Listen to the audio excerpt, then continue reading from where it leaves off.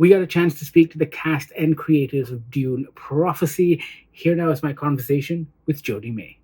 Congratulations on the show.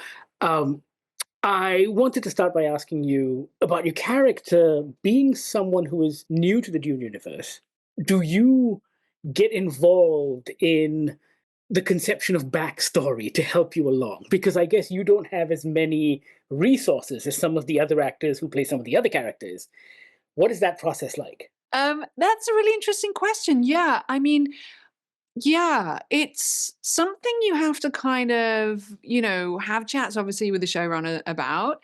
And Alison's amazing like that because she does give you a sense of the backstory of your character that is quite useful. I mean, Natalia is really kind of what Alison said to me was that she's much more from a world that is about instinct and intuition, hence her mistrust of the sisterhood, her husband's over reliance on them, and this whole idea of the thinking machines, which I guess our equivalent would be AI, because she's all about trusting your own instincts.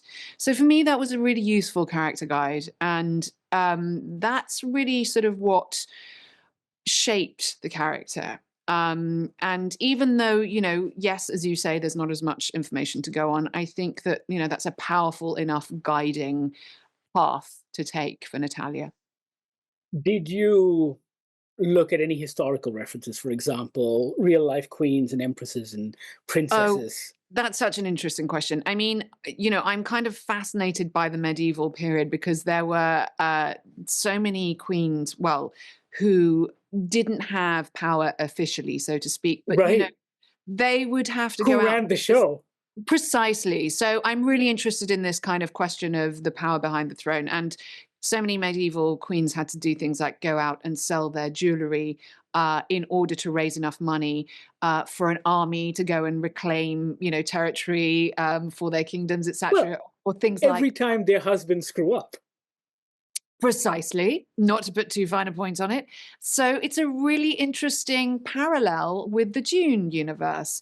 And so that was sort of my historical equivalent that I had in my character's imagination, if you like. That was how I was able to make it feel relatable and not so abstract, because I think sometimes sci-fi can feel a bit abstract. But what I love about Alison's writing is that she really brings it into the now and she makes it feel very real. And I think that mirrors exactly what Frank Herbert had in mind as well, because all of his, they could be set in the vastness of space, but at the same time, they felt very connected to what was happening to us, right? Uh, Totally. but speaking of which, and what you were talking about earlier, were there any particular elements of Natalia that either you found most compelling or that you could immediately relate to? I could totally relate. I mean, I think she's so relatable for women now. She's got to navigate her way through this world of hierarchy and vying positions for power within the limitations that she's given. And, that's quite a fascinating character to play because there's so much that's beneath the surface. There's so much that is unspoken. There's so much that she is holding back. And I think that that's beautifully subtle territory as an actor. And yes, I think, we can relate to all of those issues professionally as women, but, also about how that defines her relationship with her daughter and how she sees her daughter's future and how she's trying to teach her daughter about what power means as a woman. So I think Alison really, with Natalia, opens up all of these really fascinating questions that I think are totally relevant to us as women generally, today. I think I've got like 30 seconds, but very, very quickly, Jodie.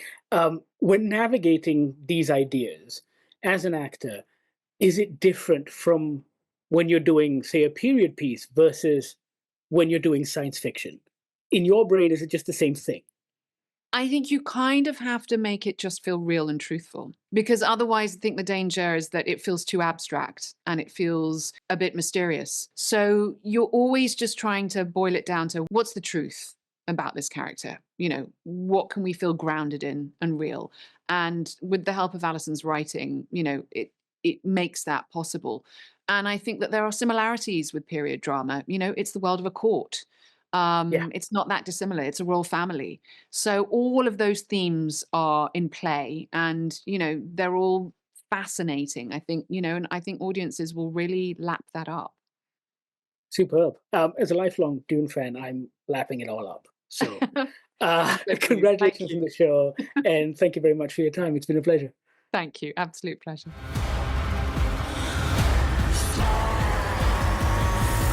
You can watch Dune Prophecy when it premieres on Max November 17th. Check it out. Let us know what you think.